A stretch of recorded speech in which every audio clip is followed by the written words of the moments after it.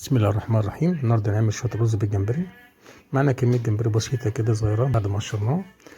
دلوقتي احنا بنعمل بصله نكرملها في قلب شويه زيت، وادي الجمبري بعد ما نضفناه وشيلنا العرق الاسود اللي هو بيبقى في الظهر اللي هو بيبقى ريحه زفاره كله، نضفناه ونقعناه وغسلناه. ومعانا البصل نكرملها، نحط عليه معلقه فلفل اسمر، معلقه كمون، ونقلب الكلام ده كويس ونسيب البصله تغمق شويه بالشكل ده كده، ونحط عليها الجمبري ياخد صدمه بقى.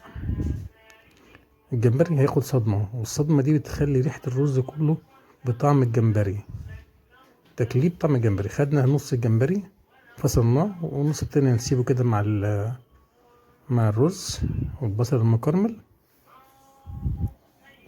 ونحط مية مغلية بقى على الرز كده ونغطي عليه نسيبه يستوي.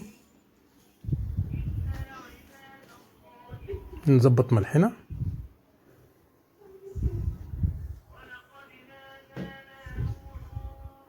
نغطي عليه بقى ونرجع نغرفه بعد ما استوى، وتشوف الشكل والجمال والروعة. اللهم صل وسلم وبارك على سيدنا محمد. طعم جميل جدا، فايدة كويسة.